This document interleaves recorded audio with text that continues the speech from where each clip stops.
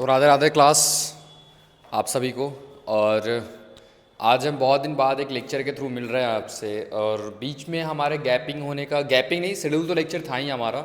सारे के सारे लेक्चर आपको शेड्यूल में चल रहे होंगे। हो सकता है 9th वाले के नहीं होंगे तो 10th वालों के होंगे, 10th के नहीं तो 11th के, ऐसे तो कुछ तो रहे होंगे। बट कुछ दिन से लाइक ऐसे लाइव वाला सेशन बोले तो हमारा डिसकंटिन्यू चल रहा था due to some logical reasons. खैर छोड़ो आप, और डायरेक्टली अपन टॉपिक पे आते हैं। अब देखो, यहाँ तक तो हमारा लेक्चर नंबर 5 ख़त्म हो गया था। हमने सर कुछ देखा था मेटल नॉन मेटल्स के अंदर में कि हमने जब मेटल और नॉन मेटल को रिएक्ट कराया था, ठीक है, तो ये एक तरह का बॉन्ड बनाया था जिसका हमने नाम बताया था। हमने नाम दिया था उस बॉन्ड का, जिसका बॉन्ड का नाम क्या था सर? Ionic bond. क्या नाम था क्लास? Ionic bond. अब ये जो आयनिक बॉन्ड बना आपका मेटल और नॉन मेटल के रिएक्शन के वजह से, ये एक आखिर क्यों बना? मैंने स्टार्टिंग ऑफ द क्लासेस बताया था आपको कि सर जितने भी आपके मेटल हैं, जितने भी आपके नॉन मेटल हैं, सब के सब एक स्टेबल पोजीशन अचीव करना चाहते हैं लाइफ में। हर कोई एक स्टेबल, एक अच्छा खासा income, you can say that they want to build a house, they want to get a more money. So stability की तरफ वो जाना चाहते हैं। उसी तरह सर हमारा मेटल और नॉन मेटल अपने आप को स्टेबल बनाना चाहता था, अपने आप को नोबल गैस वाले कैटेगरी के अंदर डालता था, ठीक है, डालना चाह रहा था। क्योंकि नोबल गैस की सर रिएक्शन बहुत कम होती है कंपेयरिंग टू अगर हम दूसरे मेटल नॉन मेटल की बात करें। तो ये जितने भी हमने सर मेटल नॉन मेटल से रिएक्शन कराया, तो जो बॉन्ड बना, जो कंपाउंड बना हमारा, उसको हमने नाम दिया सर आयनिक कंपाउंड। और ये बनने का मेन रीजन क्यों था? स्टेबिलिटी, स्टेबिलिटी लाना। अब देखो कैसे इसको प्रूव करते हैं आपको कि आखिर ये स्टेबिलिटी क्या है। तो आज का जो हमारा लेक्चर है क्लास, वो कुछ यहाँ से स्टार्ट होता है आपका, ठीक है। जो जो आएगा मैं समझाता जाऊँगा, फिलहाल आप बस देखते जाओ, जहाँ जहाँ मुझे लगेगा मैं खुद ही आपको एक्सप्लेन करता जाऊँगा। तो ये रहा सर हमारा लेक्चर नंबर 6, ठीक है। लेक्चर नंबर 5 के तक आपके चैनल्स के ऊपर अवेलेबल्स होगा। ये रहा हमारा सर लेक्चर नंबर 6।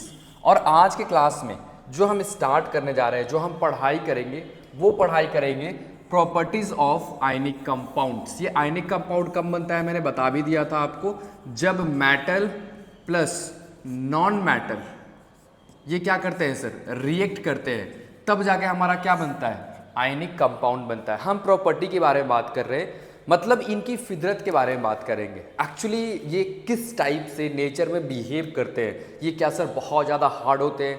क्या सर ये इलेक्ट्रिसिटी कंडक्ट करते हैं या फिर नहीं करते हैं? इनकी मेल्टिंग एंड बॉइलिंग पॉइंट कितनी होती है सर? तो इन सब प्रॉपर्टी के रिगार्डिंग हम बात करेंगे इस टॉपिक के अंदर में। तो आपको एनसीईआरटी फिर से वही चीज़ रिपीट कर रहा है। क्या बोल रहा है करने को? बोल रहा है कि एक छोटा सा एक्टिविटी करो और इससे आपको और क्लियरिटी आएगा कि आखिर आयनिक कंपाउंड हमारा क्या प्रॉपर्टी को रखता है या फिर क्या प्रॉपर्टी को होल्ड करने का काम करता है। तो करना क्या है सर? बहुत सिंपल है, कुछ ऐसा टिपिकल नहीं है हमारे पास में। बोल रहा है आपको take sample of sodium chlorides, potassium iodide और बेरियम क्लोराइड्स, ठीक है। और भी आप जो अगर अदर सॉल्ट आप जानते हो उनको भी ले सकते हो, एनी अदर सॉल्ट जो कि आप साइंस लेबोरेटरीज में आपके अवेलेबल्स हो। फिलहाल आपको एनसीईआरटी 3 तरह के कंपाउंड को लेने को बोल रहा है। ये तीनों के तीनों आयनिक कंपाउंड है क्लास। कौन कौन से? सोडियम क्लोराइड, पोटेशियम आयोडाइड और बेरियम क्लोराइड्स। इनको आपको लेने का है। फिर क्या करने का है? What is the physical state of this salt. आपको देखो, उसको हैंड पे रख के या फिर लैब के अंदर आप बैटरी डिस्क के ऊपर रख करके उनको एब्जॉर्ब करो कि इनका अपीयरेंस कैसा है, ठीक है। मतलब ये सर हार्ड है या फिर सॉफ्ट है या फिर ब्रिटल है। ब्रिटल समझ रहे हैं ना? टूट जाना, मारने से टूट जाना, ठीक है। तो ये किस टाइप के नेचर है? दूसरा पूछ रहा है take a small amount of sample on a metal spatula and heat directly on a flames. अब इन तीनों में से, यानी सोडियम क्लोराइड से, पोटेशियम आयोडाइड से और बेरियम क्लोराइड का, तीनों का एक एक चम्मच निकालने का है। स्पैचुला का मतलब चम्मच की हम बातें कर रहे हैं, ठीक है।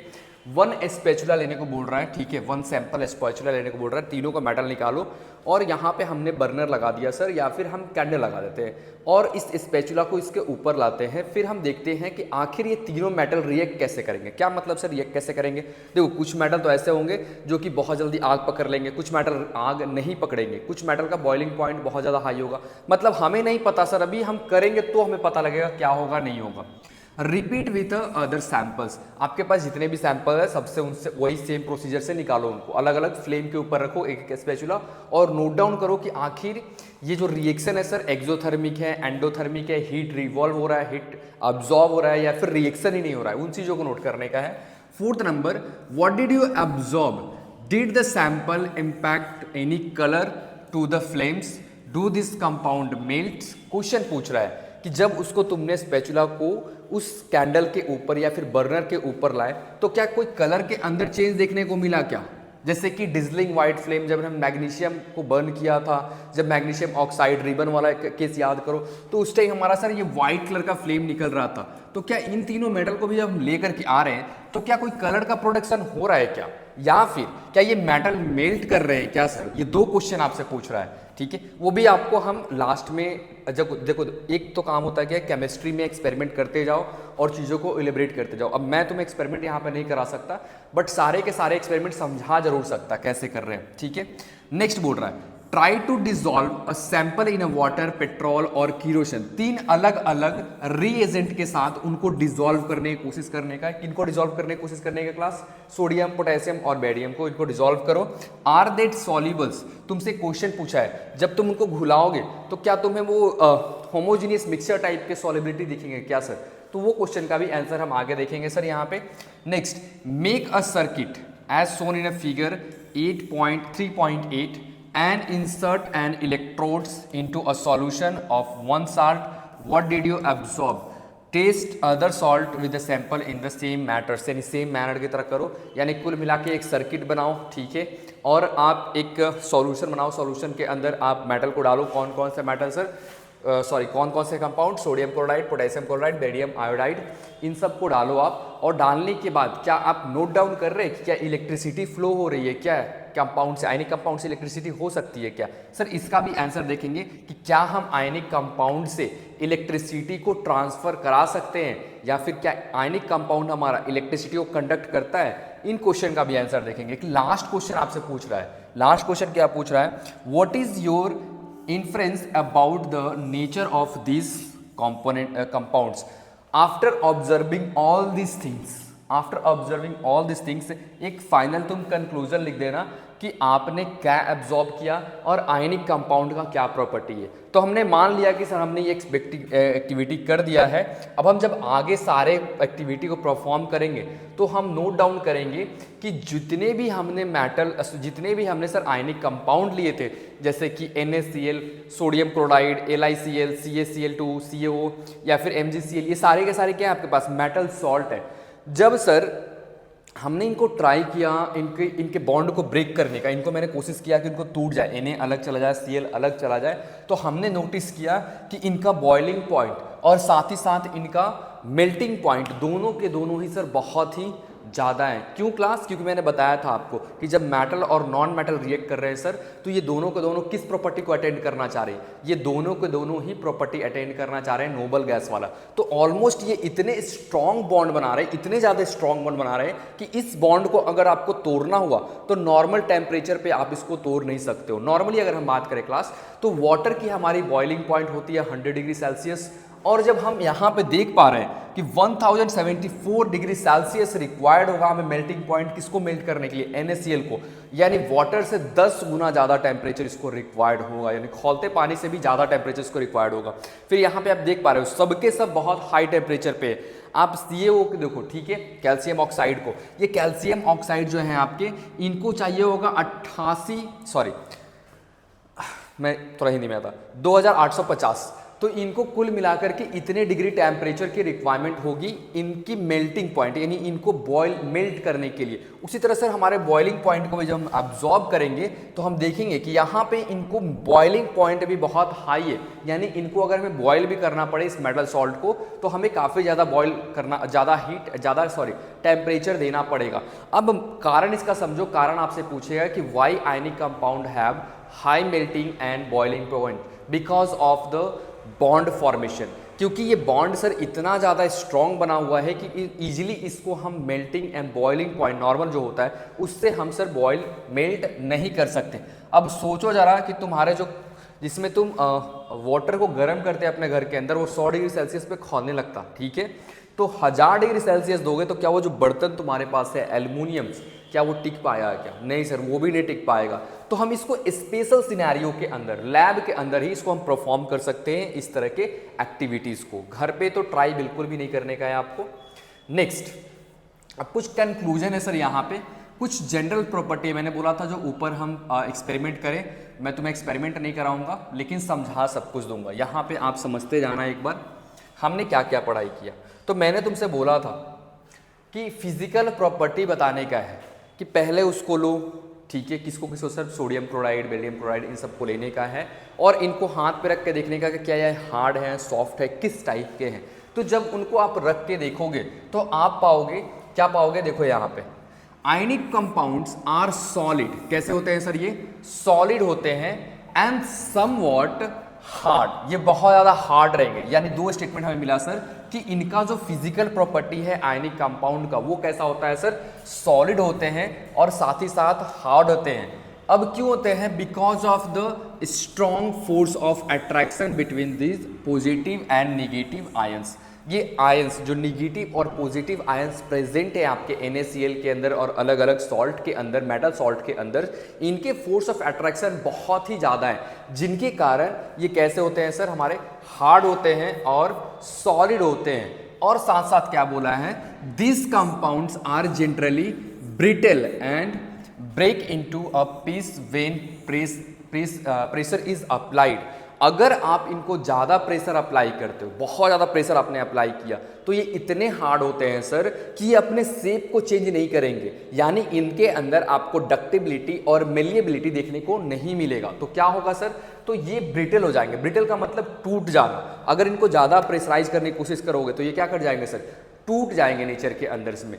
तो ये इनके एक फिजिकल प्रॉपर्टी समझ लो, हार्ड होते हैं सर, सॉलिड होते हैं और ब्रिटल होते हैं। That's it, very simple.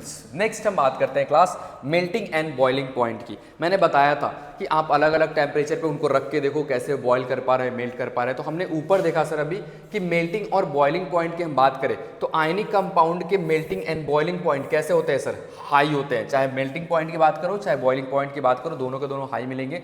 ऊपर जो टेबल दे रखा है 3.4 मैंने अभी आपको एक्सप्लेन कर दिया। अब इसका भी एक रीजन है कि क्यों ज़्यादा होते हैं sir melting and boiling point high क्यों होता है? Because considerable amount of energy is required to break the strong inter ionic attraction. अब इनके आयन के बीच के अट्रैक्शन को तोड़ने के लिए आपको more amount of energy requirement होगा, ठीक है। नॉर्मल एनर्जी से आप इनको ब्रेक नहीं कर सकते। दैट्स वाई इनकी मेल्टिंग एंड बॉइलिंग पॉइंट ज़्यादा होती है sir, because of strong inter ionic attraction. ये लाइन आपको याद होना चाहिए। अगर आपसे कोई पूछ दे कि आयनिक बॉन्ड का मेल्टिंग एंड आयनिक बॉन्ड जो आयनिक कंपाउंड्स होते हैं उनका melting and boiling point high क्यों होता है? Because of strong inter ionic attraction, ठीक है। अब एक और हम टर्म देख लेते हैं। सारे फिजिकल प्रॉपर्टी किसके सर? आयनिक कंपाउंड के। बोर्ड के अंदर आपके पिछले ईयर भी रिपीट हुए थे और इस साल भी चांसेस है कि रिपीट होंगे, लिख के रख लेना। ये वीडियो तब भी रिलीज करूंगा जब इससे क्वेश्चन आपको आएंगे 100% सिक्योरिटी। नेक्स्ट, सॉलिबिलिटी की बात करते हैं सर। सॉलिबिलिटी यानी कि जब उसको बोला गया कि आप उनको घुलाओ, वाटर के अंदर घुलाओ, ठीक है। किसको किसको सर? जो हमने सॉल्ट लिया था। तो आप घुलाने की जब कोशिश करोगे तो क्या ये घुल जाएंगे क्या? उसी चीज़ को देखो। Electrovalent compounds are generally solubles. यानी सर हमारे जो आयनिक कंपाउंड्स होते हैं वो जनरली कैसे होते हैं? सॉल्युबल होते हैं। किसके अंदर? यहाँ पे टर्म वही बात आपको डिस्कस किया है, वाटर के अंदर सर सॉल्युबल होते हैं और इनसॉल्युबल होते हैं किसके अंदर सर? किरोसिन के अंदर या फिर पेट्रोल के अंदर वो कैसे होते हैं सर?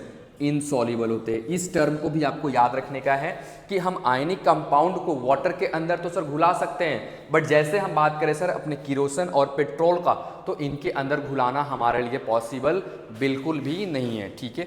लास्ट हम बढ़ते हैं क्लास, जो कि हमारा एक लास्ट टर्म है और ये थोड़ा आपको सोचने वाला टर्म है। क्यों सर ऐसा सोचना क्या है इसके अंदर में? क्योंकि देखो यहाँ पे आपको दो स्टेटमेंट मैं बोलूँगा।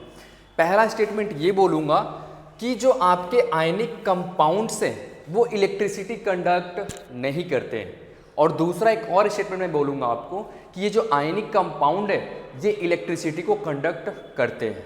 क्या मतलब सर? दोनों स्टेटमेंट सेम है। तो अगर हमारा आयनिक कंपाउंड्स, ठीक है, ओके, इट्स मूविंग, बहुत डस्टी बोर्ड है। ओके देखो मेरे इस पेन के अंदर कलर कचरा दिख रहा है इसके अंदर में, इसके वजह से उसको साफ नहीं करे हैं ना, इसके वजह से देख रहे हो डस्ट कितना आ रहा है। ओके सो यहाँ पे क्लास मैंने आपको बताया था कि सर जो भी आयनिक कंपाउंड है, ठीक है, जो भी आयनिक कंपाउंड है अगर तो सर ये सॉलिड में, किसमें क्लास, सॉलिड में, तो इलेक्ट्रिसिटी कंडक्ट नहीं करेंगे। अगर ये लिक्विड स्टेट के अंदर है, यानी किसी भी तरह हम इन कंपाउंड को वाटर के अंदर घुला दे, किसके अंदर घुला दे सर, वाटर के अंदर हम घुला दे, तो अब ये क्या करेगा सर, इलेक्ट्रिसिटी को कंडक्ट करेगा। यानी जो आयनिक कंपाउंड है सर ये सॉल्युबल फॉर्म में अगर हुआ तो इलेक्ट्रिसिटी कंडक्ट होगा, और अगर ये सॉलिड फॉर्म में है हमारे पास तो इलेक्ट्रिसिटी कंडक्ट नहीं करेगा। अब मैं जो आपको समझाया पूरा राम कहानी यहां से लेकर के यहां तक एक ही बात लिखा हुआ है। खैर मैं पढ़ देता आपके लिए, नहीं तो बोलोगे सर स्किप कर देते हैं आप, नहीं ध्यान दो। यहाँ पे बोल रहा है the conduction of electricity through a solution involve the movements of charge particles. A solution of an ionic compound, यहां से याद रखना ए सॉल्यूशन, अब मेरे पास ये हाइलाइटर नहीं है वरना मैं हाईलाइट कर लेता। A solution of a ionic compound in a water contains ion, ठीक है, which move to the opposite electrodes when electricity is pass through the solutions, ठीक है। यानी आपको बोल रहा है कि सॉल्यूशन के अंदर सिर्फ फ्री आयंस प्रेजेंट होते हैं, और जैसे हम इनके अंदर इलेक्ट्रिसिटी सप्लाई करेंगे, यानी निगेटिव टर्मिनल से लाइट हमारा ट्रैवल करेगा पॉजिटिव टर्मिनल के अंदर में, तो ये आयंस मूव करेंगे इलेक्ट्रॉन को एक जगह से दूसरे जगह ले जाने के लिए। तो हमें कुल मिला के ये देखने को मिलेगा कि सॉल्यूशन के अंदर सर क्या हो रहा है, हमारे पास इलेक्ट्रिसिटी कंडक्ट हो रहा है। बट उसी तरह यहाँ पे आ जाओ, आयनिक compound in the solid state, यहाँ पे सॉलिड स्टेट की बात कर रही है, डू नॉट कंडक्ट इलेक्ट्रिसिटी। अभी मैंने आपको ऊपर वही बताया था कि अगर आयनिक कंपाउंड सॉलिड स्टेट के अंदर हुए तो इलेक्ट्रिसिटी कंडक्ट नहीं किया जाएगा। बिकॉज अब क्यों, क्योंकि आयन अब मूव नहीं कर पा रहे, आयन जिस पोजीशन पे थे बस वहीं पे रह गए सर, तो इलेक्ट्रॉन को एक जगह से दूसरे जगह कौन लेके जाएगा, तो यही कारण रहता है because the movement of ion in the solid is not possible. Solid के अंदर पॉसिबल नहीं है sir, due to their rigid structure. Rigid का मतलब टफ स्ट्रक्चर की हम बात कर रहे हैं, ठीक है। जैसे कि अगर मैं अपने टैब की बात करूं तो कौन सा स्ट्रक्चर है, रिजिड स्ट्रक्चर है। बट उसी तरह अगर मैं ये बुक की नोटबुक की बात करूं तो क्या ये रिजिड स्ट्रक्चर है, बिल्कुल नहीं सर, ये रिजिड स्ट्रक्चर नहीं। It can be foldables, it can be flexibles, so वो नहीं हो पाएगा, पॉसिबल हमारा नहीं है। But ionic compound conduct electricity in the molten state. So molten state के अंदर हमारे आयनिक कंपाउंड इलेक्ट्रिसिटी को क्या करते हैं सर, कंडक्ट करते हैं। This is a possible in the molten state since the electrostatic force of attraction between the oppositely charge ions are overcome due to the heat. देखो अब इतना राम कहानी याद मत रखो, तुम इतना याद रखो कि जो इलेक्ट्रिसिटी है ना सर, वो हमारे आयनिक बॉन्ड के अंदर, अगर आयनिक हमारा कंपाउंड सॉलिड में है तो इलेक्ट्रिसिटी कंडक्ट नहीं होगा। अगर हमारा आयनिक कंपाउंड मोल्टेन स्टेट में या फिर सॉल्यूशन के फॉर्म में, तो हमें इलेक्ट्रिसिटी का कंडक्शन देखने को मिलेगा, ठीक है क्लास। आई थिंक यहाँ तक किसी भी बच्चे को कोई दिक्कत नहीं होना चाहिए, यहाँ तक हमने सॉल्व कर लिया। ये आपके हैं एनसीईआरटी, ठीक है। Let me have a water.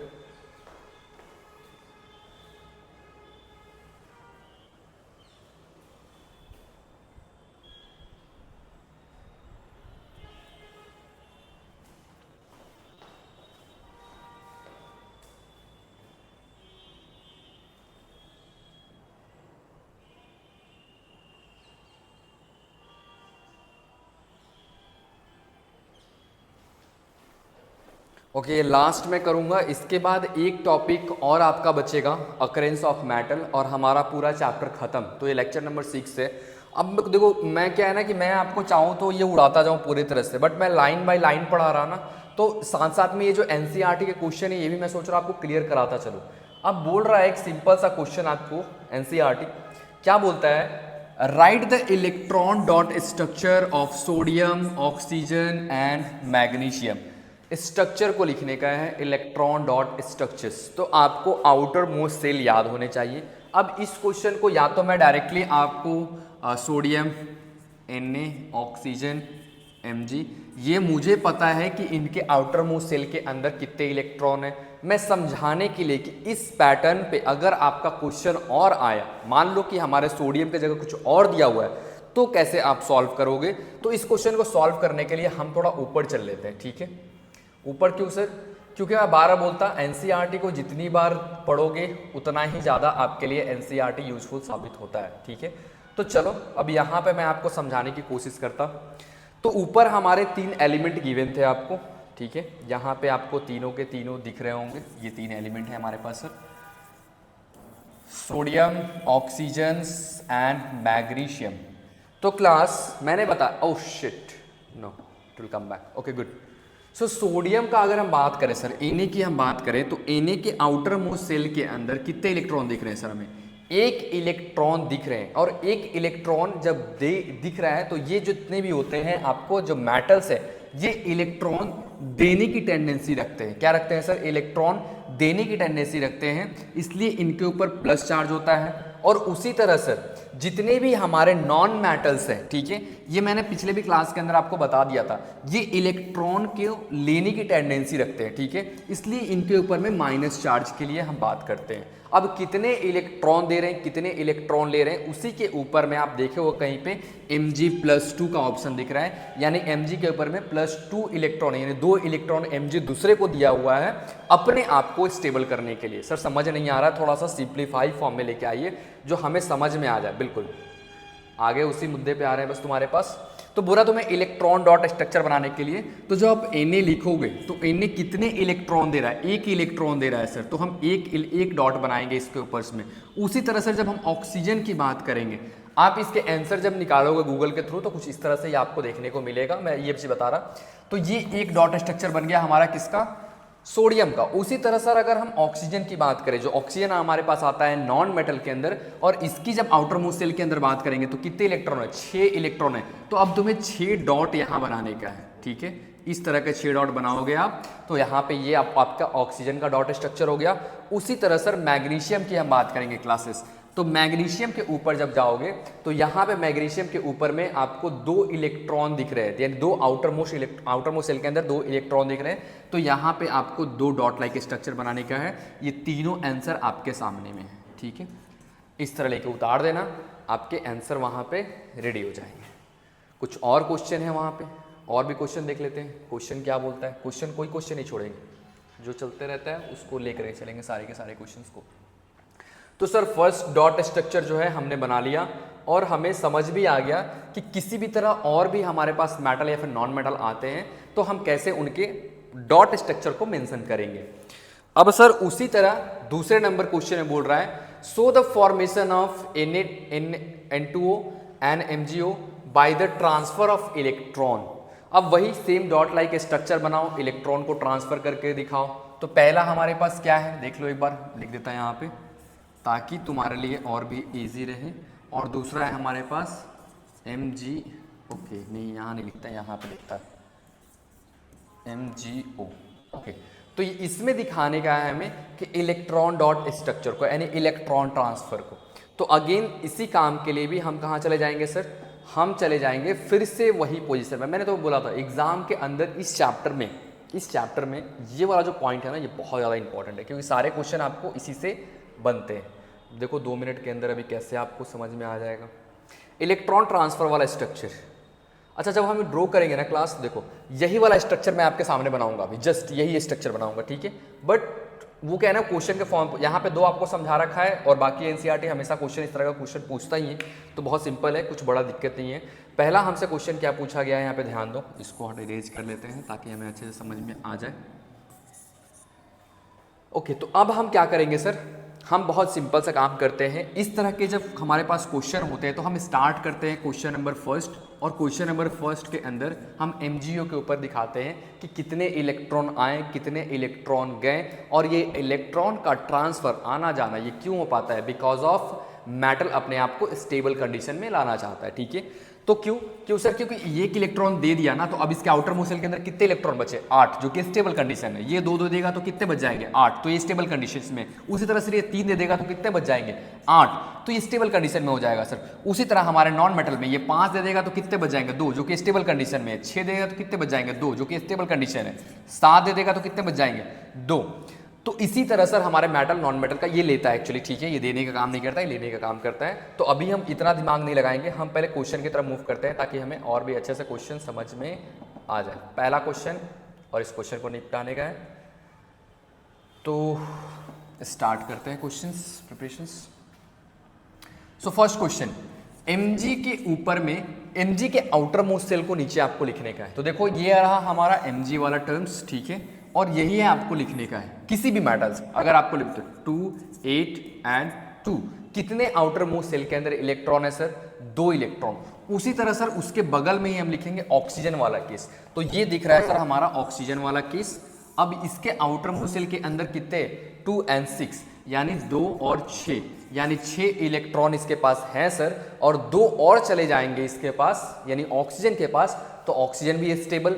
और 2 जाने के बाद बचेगा कितना मैग्नीशियम के पास सर, 1 बचेगा, सॉरी 8 बचेगा, तो हमारा मैग्नीशियम भी स्टेबल। तो हम क्या करेंगे सर, अब इलेक्ट्रॉन डॉट स्ट्रक्चर दिखाने के लिए हम मैग्नीशियम के ऊपर में 2 डॉट दिखाएंगे, क्योंकि जो आपके इलेक्ट्रॉन देता है उसको डॉट से दिखाते हैं, और जो इलेक्ट्रॉन लेगा उसको हम क्रॉस से दिखाते हैं।